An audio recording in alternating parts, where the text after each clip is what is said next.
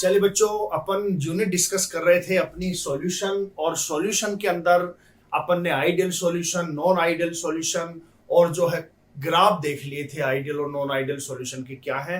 अब अपन इसके अंदर एक सेपरेट सा टॉपिक है, एक इंडिपेंडेंट सा टॉपिक है, बहुत इंपॉर्टेंट टॉपिक है, वो है सोल्यूबिलिटी। उसको डिस्कस करेंगे।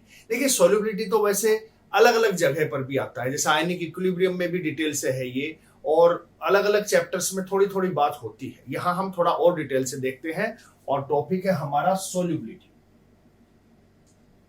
सोल्यूबिलिटी बच्चों समझिए, सोल्यूबिलिटी क्या है। अगर मैं सिंगल डेफिनेशन दूं, जैसे सपोज का ये बोतल है, इसमें मैंने पानी भरा हुआ है, यहां तक सपोज इसके अंदर पानी भरा हुआ है, इस रेड मार्क तक, और इसके अंदर मैंने 1 चम्मच चीनी डिजोल्व कर दी बच्चों। तो जब 1 चम्मच चीनी डिजोल्व कर देंगे तो अच्छे से डिजोल्व हो जाएगी। 2 चम्मच, 3 चम्मच, 4, 5, 6, 7 स्पून तक मैंने इसके अंदर शुगर ऐड कर दी है। सपोज चीनी डिजोल्व कर दी है मैंने, करीब करीब 6-7 चम्मच के आसपास मैंने इसके अंदर शुगर डिजोल्व कर दी है। तो बच्चों मुझे एक चीज बताइए, अगर इसके अंदर कितनी भी डाल सकता हूं या कुछ लिमिट है उसकी? सपोज मैंने 5, 6, 7 स्पून, सपोज 7 स्पून शुगर इसके अंदर ऐड कर दिया है और डिजोल्व कर दिया है। तो बच्चों मुझे एक चीज बताइए, एक पर्टिकुलर लिमिट ऐसी आएगी जब मैं और एक्स्ट्रा शुगर इसके अंदर डिजोल्व करने की कोशिश करूंगा और वो नीचे जाकर के जो है सेटल डाउन हो जाएगी। बोलो ऐसा ही है क्या? उस केस में मैं कहूंगा कि ये जो मेरा सॉल्यूशन है ये सैचुरेट हो चुका है। सैचुरेटेड सॉल्यूशन वो है जिसमें सोल्यूट की और अमाउंट डिजोल्व नहीं कर सकते, है ना, फर्दर डिजोल्यूशन नहीं कर सकते। देखिए, आपके जो टॉपिक्स में नोट्स के अंदर जो बातें नहीं है उनको आप अलग से लिखेंगे, मेंशन करेंगे वीडियो लेक्चर देखने के दौरान, है ना। कुछ क्वेश्चंस भी आपको एक्स्ट्रा मिलेंगे, उनको भी आपको लिखना है अलग से। तो मैं कह रहा हूं कि सपोज इसके अंदर 7 चम्मच जो है 7 स्पून शुगर डिजोल्व हो चुकी है, उसके अलावा एक दाना भी मैं एक्स्ट्रा डाल रहा हूं ना, तो वो नीचे सेटल डाउन होगा। वो सॉल्यूशन होगा सैचुरेटेड सॉल्यूशन, यानी कि जिसमें सोल्यूट की और फर्दर अमाउंट डिजोल्व नहीं कर सकते। That is known as saturated solution, है ना। तो जो सैचुरेटेड सॉल्यूशन की कंसंट्रेशन है उसी को बच्चों सोल्यूबिलिटी बोलते हैं, यानी कि कंसंट्रेशन ऑफ सैचुरेटेड सॉल्यूशन। कि सॉल्यूशन सैचुरेट हो गया है, अब इसकी क्या कंसंट्रेशन है वो ही सोल्यूबिलिटी, यानी कि इसके अंदर अब और अमाउंट डिजोल्व नहीं हो सकती, तो वो कंसंट्रेशन इसकी क्या होगी बच्चों? सोल्यूबिलिटी। समझ गए? अगर इसके अंदर और फर्दर डिजोल्व हो रही है, इसका मतलब अभी ये अनसैचुरेटेड सॉल्यूशन है। सपोज कोई बच्चा 1 चम्मच शुगर इसके अंदर ऐड कर दिया है, तो फर्दर और अमाउंट डिजोल्व हो सकती है, तो वो अनसैचुरेटेड सॉल्यूशन है। तो मैं क्या लिखूंगा डेफिनेशन? द कंसंट्रेशन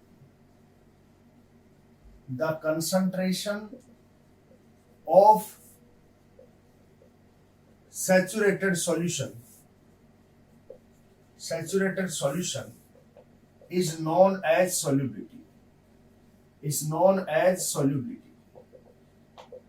है ना। तो वास्तव में ये कंसंट्रेशन है, लेकिन नॉर्मल सॉल्यूशन की नहीं बच्चों, सैचुरेटेड सॉल्यूशन की जो कंसंट्रेशन है वही सॉल्युबिलिटी है। दूसरी डेफिनेशन क्या होगी? Amount of solute that can be dissolved in 100 gram of solvent eight A given temperature. दूसरी डेफिनेशन में और बता रहा हूं बच्चों, और करके अमाउंट ऑफ सॉल्यूट या amount of solid solute that can be dissolved in 100 gram of solvent at given temperature, at particular temperature, यानी कि amount of solid that can be. देखिए, सॉल्यूट को आप यहां सॉलिड की भी बात कर सकते हैं, क्योंकि अभी मैं जो चर्चा आपसे शुरू में करूंगा वो करूंगा सॉलिड की, solubility of solid in liquid, उसकी बात हम कर रहे हैं, यानी कि सॉलिड की सोल्यूबिलिटी की बात कर रहे हैं लिक्विड में। इसीलिए मैंने आपको शुगर वाला एग्जांपल दिया है। तो समझिए पूरी बात को ध्यान से। क्या बताया? The amount of solid solute that can be dissolved in 100 gram of solvent at particular temperature. देखिए, मैंने टेम्परेचर का जिक्र इसलिए किया है कि जैसे इसके अंदर सपोज 25 डिग्री सेंटीग्रेड पर अगर 5 स्पून शुगर डिजोल्व कर सकता हूं मैं, तो ये बात तय है कि 30 डिग्री सेंटीग्रेड पर कुछ और अमाउंट होगी, 40 पर कुछ और होगी, है ना। जनरली टेम्परेचर इंक्रीज करने से यहाँ सोल्यूबिलिटी इंक्रीज होती है ना। जितना ज्यादा इसका टेम्परेचर इंक्रीज करता जाऊंगा तो हो सकता है 5 की जगह 6 चम्मच डिजोल्व होने लग जाए। इसलिए मुझे डेफिनेशन में ये बोलना जरूरी है कि पर्टिकुलर टेम्परेचर पर ऐसा हुआ है ना, कि कोई भी गिवन टेम्परेचर है उस पे कितनी अमाउंट डिजोल्व कर सकते हो आप, वो हम कहेंगे कि वो ही सोल्यूबिलिटी है। तो यहां मैं लिखूंगा solubility of solid in liquid, ये हम टॉपिक पढ़ रहे हैं, solubility of solid in liquid, ये है हमारा टाइटल। तो इसलिए मैंने कही है कि कंसंट्रेशन ऑफ सैचुरेटेड सॉल्यूशन, उसको आप सोल्यूबिलिटी कह सकते हो, या फिर amount of solid solute that can be dissolved in 100 gram of solvent eight A given temperature, या पर्टिकुलर टेम्परेचर पर कितनी अमाउंट आप उसमें डिजोल्व कर सकते हो, वो ही सोल्यूबिलिटी है ना। टेम्परेचर पर डिपेंड कर रही है, आगे मैं चर्चा करूंगा। देखिए डिपेंड किस पे नहीं करेगी, जो सोल्यूबिलिटी डिपेंड नहीं करती है एक तो बच्चों अमाउंट ऑफ सॉल्यूट पर, अमाउंट ऑफ सॉल्यूट पर, दूसरी नहीं डिपेंड करेगी वॉल्यूम ऑफ सॉल्वेंट या वॉल्यूम ऑफ सॉल्यूशन पर। इन दो चीजों पर डिपेंड नहीं करेगी। यहां मैं लिख देता हूं नॉट डिपेंड। देखिए क्यों नहीं डिपेंड करेगी, सिंपल सा समझिए। जैसे ये एग्जांपल मैंने लिया था कि भाई सपोज इसके अंदर 1 लीटर वाटर है, 1 लीटर, तो 1 लीटर में 5 चम्मच अगर डिजोल्व हो रही है और कोई बच्चा कहे नहीं सर हम तो सॉल्वेंट की अमाउंट डबल कर रहे हैं 2 लीटर लेंगे, तो क्या उस पर डिपेंड करेगी? क्या 2 लीटर में 10 चम्मच हो जाएंगी? तो मैं कहूंगा अमाउंट ऑफ सॉल्यूट पर डिपेंड नहीं करेगी। कोई बच्चा कहेगा कि सर नहीं 5 चम्मच की जगह हम तो 10 चम्मच ऐड करेंगे। मैंने सॉल्वेंट फिक्स कहा है 100 ग्राम ऑफ सॉल्वेंट, 100 ग्राम में अगर 5 स्पून डिजोल्व होंगी तो 200 में 10 हो जाएंगी, 300 में 15 हो जाएंगी, यानी कि सोल्यूट की अमाउंट से फर्क नहीं पड़ेगा। क्योंकि मैं तो कह रहा हूं 100 ग्राम में कितनी अमाउंट है वो बताओ। अब कोई कहेगा कि सर मैं तो 5 स्पून की जगह 10 स्पून डालूंगा, तो हम कहेंगे वो सैचुरेटेड सॉल्यूशन होगा, फिर 200 ग्राम। भाई ये 1 लीटर में 5 चम्मच डिजोल्व होंगी तो सैचुरेट हो रहा है, इसका मतलब 2 लीटर सैचुरेट कब होगा? जब 10 चम्मच शुगर ऐड होगी। तो बात है इसको सैचुरेट करने की। अगर आपने सॉल्वेंट का वॉल्यूम इंक्रीज कर दिया तो सैचुरेशन करने के लिए आपको कंसंट्रेशन इंक्रीज करनी पड़ेगी, अमाउंट इंक्रीज करनी पड़ेगी। इसका मतलब किस पे डिपेंड नहीं करता, अमाउंट पर डिपेंड नहीं करता। कोई बच्चा कहेगी 5 की जगह 10 स्पून डालेंगे तो सैचुरेटेड नहीं होगा, है ना। और अगर वॉल्यूम की बात करता हूं सॉल्वेंट की, तो वॉल्यूम इंक्रीज करने से अमाउंट ज्यादा डालनी होगी आपको। तो इन पे डिपेंड नहीं करता है, डिपेंड करेगा टेम्परेचर। चलिए आगे बढ़ते हैं।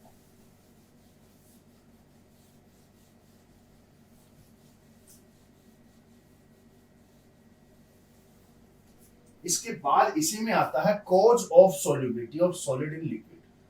कॉज का मतलब कारण क्या है, cause of solubility of solid in liquid, वही चल रहा है। इसकी पीछे रीजन क्या है, किस वजह से सोल्यूबिलिटी की बात होती है। देखिए बच्चों मैं यहां पर बात करूंगा, जब भी किसी सॉल्यूट को सॉल्वेंट में आप डिजोल्व करते हो, क्या कर रहा हूं मैं, कोई भी सॉल्यूट है इसको किस में आप डिजोल्व कर रहे हो बच्चों, सॉल्वेंट के अंदर। ये लीजिए इसमें क्या है, सॉल्वेंट है। तो इसमें 3 टाइप की इंटरेक्शन चलेंगी। कौन कौन सी इंटरेक्शन चलेंगी, सॉल्यूट सॉल्यूट,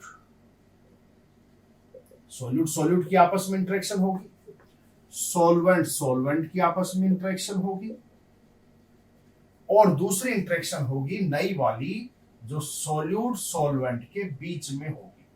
ये इंटरेक्शन चलेगी। बताओ ऐसा होगा कि नहीं होगा? भाई जब भी आप किसी सॉल्यूट को पर्टिकुलर सॉल्वेंट में डिजोल्व करते हैं, then there will be 3 type of interactions. कौन कौन सी इंटरेक्शन होंगी, सॉल्यूट सॉल्यूट की आपस में इंटरेक्शन होगी। जो भी आप सॉल्यूट डाल रहे हो, सपोज नमक डाल रहे हो, NaCl डाल रहे हो, शुगर डाल रहे हो, तो उसकी आपस में कैसी इंटरेक्शन है। पानी में ऐड कर रहे हो तो पानी के मॉलिक्यूल्स की आपस में कैसी इंटरेक्शन है, that is solute solute interaction and solute solvent solvent interaction. और इस NaCl की वाटर के साथ इंटरेक्शन क्या है, that is known as solute solvent interaction. तो अब आप एक चीज समझ, कोई भी सॉल्यूट कब डिजोल्व होगा, जब सॉल्यूट सॉल्वेंट इंटरेक्शन कम से कम इनके इक्वल हो या इनसे ज्यादा हो, यानी कि कुछ ऐसा मामला होना चाहिए, तब डिजोल्व होगा।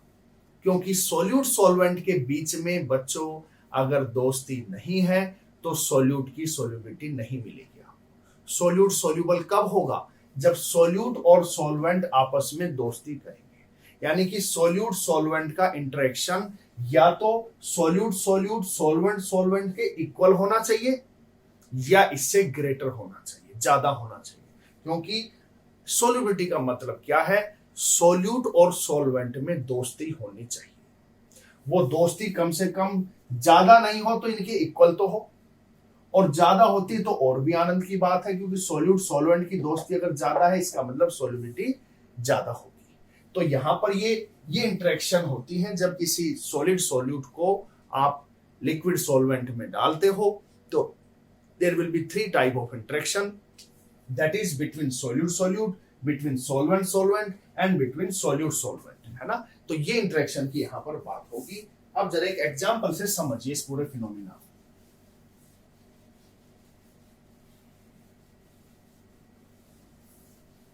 बच्चों अपन एक एग्जांपल लेते हैं, जैसे NaCl जो है उसको वाटर में डिजोल्व करते हैं तो क्या क्या होता है वो देखिए।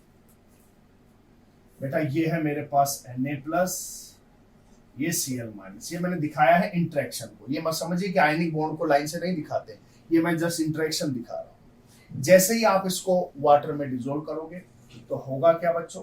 पानी के अंदर स्थिति क्या है? इस तरीके से, ये प्लस, ये माइनस, ये प्लस, बोलो यही होगा।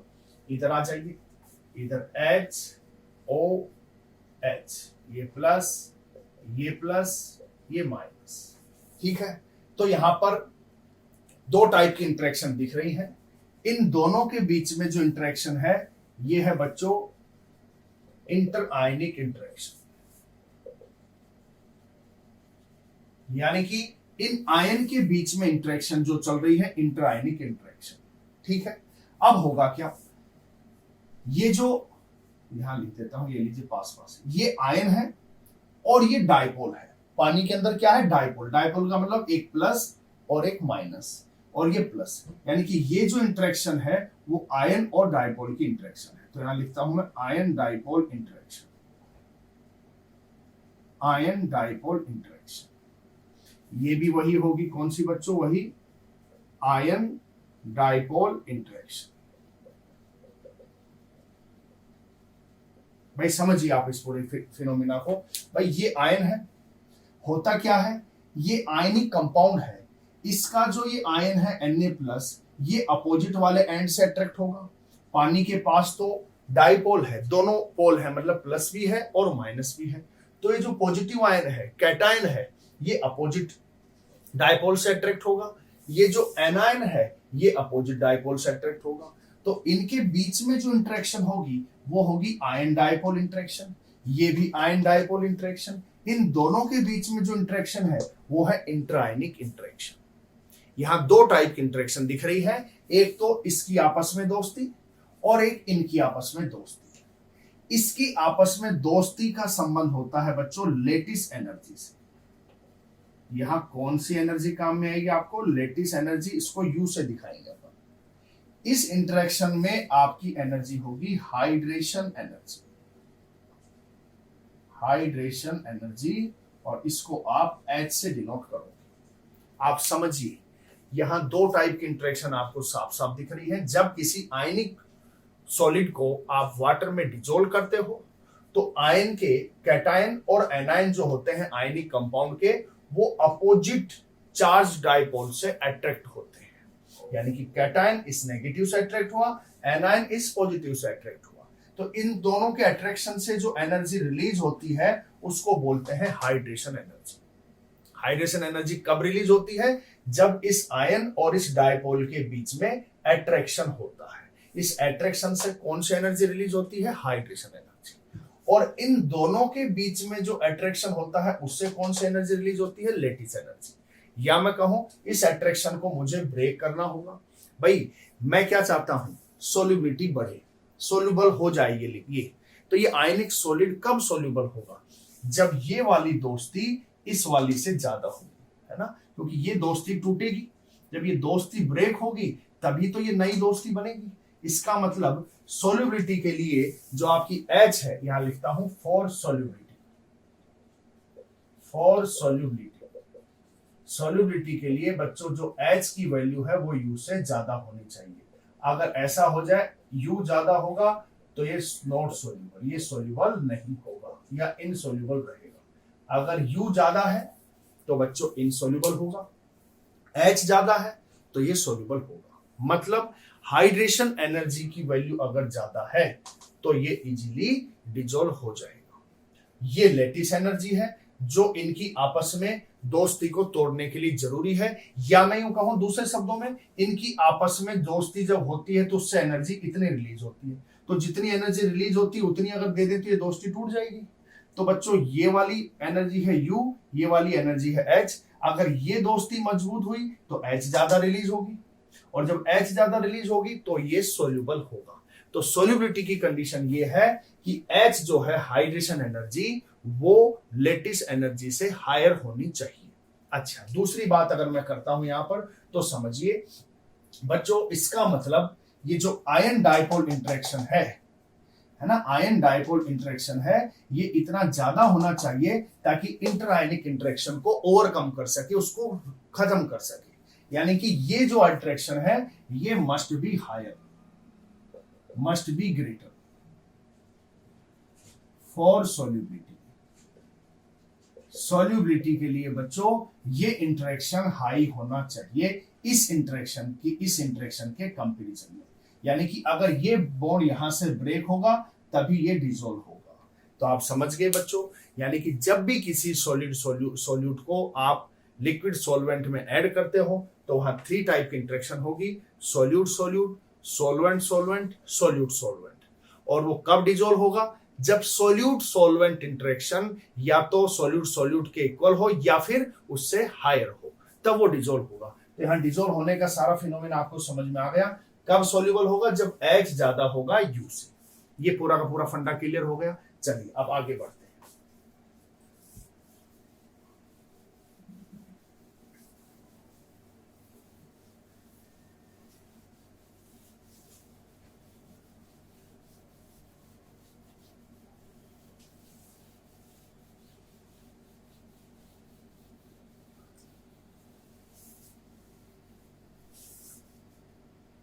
देखिए बच्चों, अब होगा क्या, जैसे आपके पास था Na+ और Cl-, ये ब्रेक हो गए हैं और ये वाटर के अंदर पुल हो जाते हैं, यानी कि अंदर इनको खींच लिया जाता है। अब ये लिक्विड के अंदर आ गए हैं। लिक्विड के अंदर जैसे ही आ जाते हैं तो इंडिपेंडेंट एंटिटी हो जाते हैं, इंडिपेंडेंट आयन हो गए हैं, यानी कि Na+ इंडिपेंडेंट हो गया है। समझ गए कि नहीं समझे? यानी कि जैसे ही इनके बीच में बॉन्ड खत्म हुआ, यानी कि इंटर आयनिक इंटरेक्शन खत्म हुआ और आयन अब इंडिपेंडेंट एंटिटी बन चुके हैं, मजे से इंडिपेंडेंटली घूम रहे हैं सॉल्यूशन के अंदर। वो लोग घूम रहे हैं कि नहीं? अब होगा क्या, जैसे ये आयन है ना, इस आयन के चारों तरफ जो वाटर के डाइपोल हैं वो इस तरीके से चिपक जाते हैं, कुछ इस तरीके से। ये लीजिए, ये वाटर के जो डाइपोल हैं इसको चारों तरफ से कवर कर लेते हैं और इस प्रोसेस को बोलते हैं बच्चों hydration of ion. Hydration of ion, समझ गए? यहीं से हाइड्रेशन एनर्जी रिलीज होती है। और अगर कोई पानी के अलावा दूसरा सोलवेंट होता है other than water, solvent other than water, तो इस प्रोसेस को बोलते हैं सोल्वेशन। लेकिन अगर पानी होगा, वाटर होगा, तो इसी प्रोसेस का नाम होगा बच्चों हाइड्रेशन। यानी कि वाटर के डाइपोल मॉलिक्यूल्स इस आयन को चारों तरफ से सराउंड कर लेते हैं, कवर कर लेते हैं। Ion is surrounded by water dipole. Process is known as hydration of ion because solvent is water. और जनरल दूसरे सोलवेंट की आप चर्चा करोगे तो इस प्रोसेस का नाम क्या होगा बच्चों? सोल्वेशन होगा। तो ये तो मैंने आपको पूरा का पूरा सोल्युबिलिटी का कार्यक्रम बताया कि कैसे सोल्युबिलिटी मिलती है और क्या यहाँ पर चीज होती है। यानी कि मैं कहूंगा वास्तव में सॉल्यूशन के अंदर कौन कौन सी एनर्जी है? डेल्टा H सॉल्यूशन में बच्चों 2 एनर्जी है, एक तो डेल्टा H लेटिस है आपके पास और दूसरी डेल्टा H हाइड्रेशन है। वास्तव में सॉल्यूशन के अंदर ये दो ही एनर्जी है, delta H solution, delta H lattice plus delta H hydration. इस तरीके से ये मामला पूरा का पूरा चलता है। ये पूरा का पूरा मैंने बताया किस तरीके से सॉलिड सॉल्यूट जो है लिक्विड सॉल्वेंट में डिसॉल्व होता है। आगे चलते हैं बच्चों, इसके कौन कौन से फैक्टर है जिस पर ये डिपेंड करता है। चल वही रहा है, solubility of solid in liquid.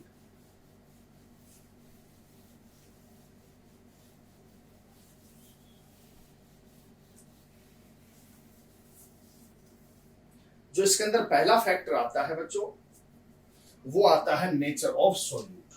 कौन कौन से फैक्टर्स हैं जिस पर ये डिपेंड करती है। पहला फैक्टर आता है nature of solute. Nature of solute, solute की नेचर क्या है बच्चों, समझिए पूरी बात को ध्यान से।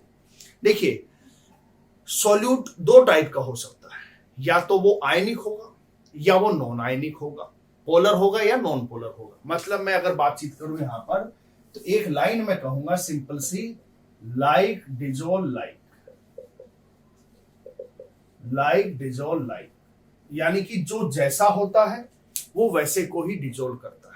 लाइक डिजोल्व लाइक, जो जैसा है वैसे को ही डिजोल्व करता है। एग्जाम्पल देखिए, सपोज मेरे पास कोई पोलर कंपाउंड है, आयनिक कंपाउंड है, जैसे NaCl है, KCl है, KNO3 है, ये आयनिक कंपाउंड है। ये बच्चों पोलर सॉल्वेंट में इजीली डिजोल्व हो जाएगा।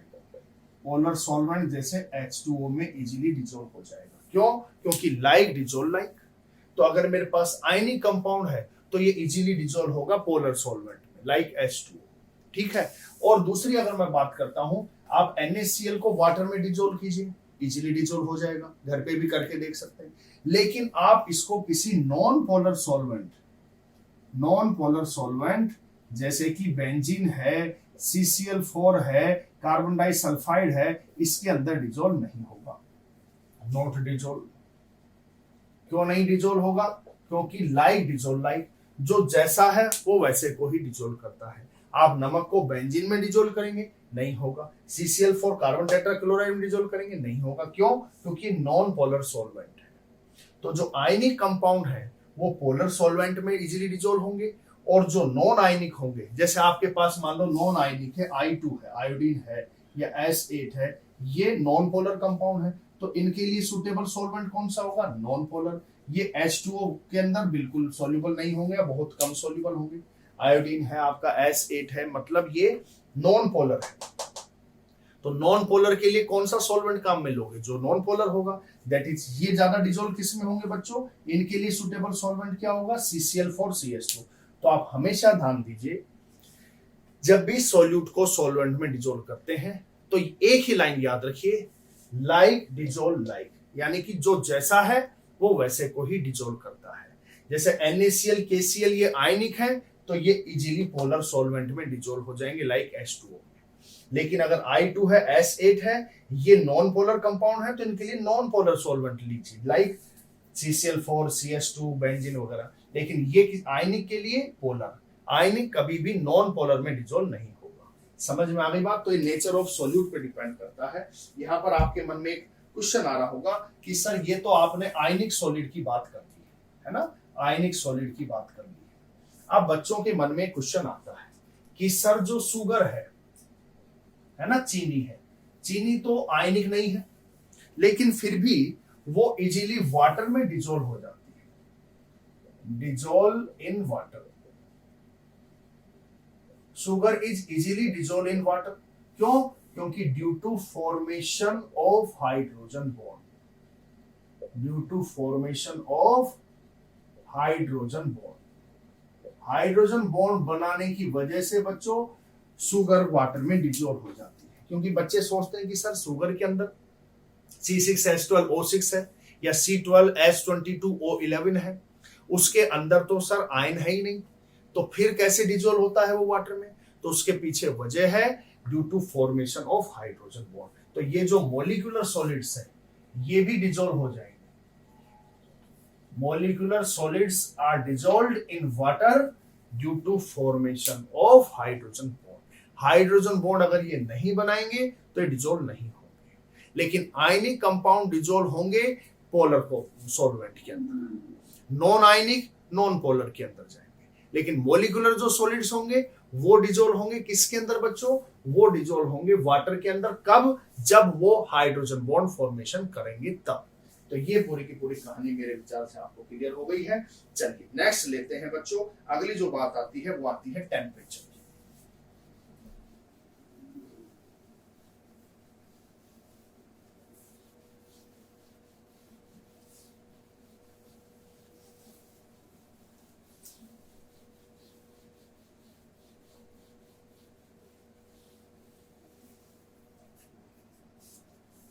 चलिए सेकंड जो पार्ट अपन लेते हैं वो लेते हैं टेम्परेचर।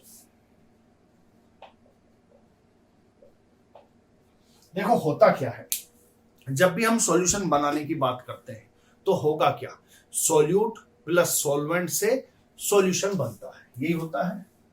यहां मैं लिख देता हूं सॉल्यूट प्लस सॉल्वेंट, और इससे मैंने बना दिया है सॉल्यूशन। यहां मैं एक बात लिखूंगा अनडिजोल्व्ड। देखिए अनडिजोल्व्ड का मतलब क्या है, मुझे एक चीज बताइए, सॉल्यूट सॉल्वेंट मिलेंगे, सॉल्यूशन बनाएंगे, तो ये सैचुरेशन आ गया है, सैचुरेशन आ गया है ना। और अगर ज्यादा अमाउंट उसकी हो गई है तो ये अनडिजोल्व्ड रहेगी, क्योंकि सारा का सारा सॉल्यूट जितना आपने लिया है वो सारा का सारा तो डिजोल्व होगा नहीं। तो अनडिजोल्व्ड सॉल्यूट प्लस सॉल्वेंट, यहां आ गया है सॉल्यूशन। अब ये समझिए बच्चों, सॉल्यूशन का फॉर्मेशन के दौरान एनर्जी रिलीज भी हो सकती है और एब्जॉर्ब भी हो सकती है।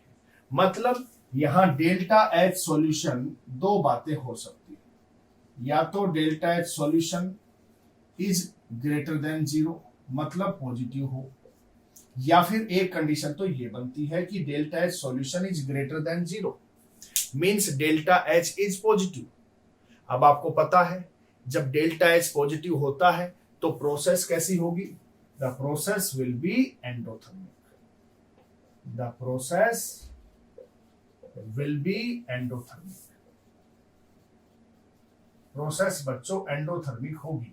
कब? जब डेल्टा एच पॉजिटिव होगा तो प्रोसेस एंडोथर्मिक होगी। इस स्थिति में जब आप ली चैटरलिए प्रिंसिपल आपने पढ़ा है, टेम्परेचर इंक्रीज करने से यहां पर सोल्यूबिलिटी भी इंक्रीज होगी, अकॉर्डिंग टू ली चैटरलिए प्रिंसिपल।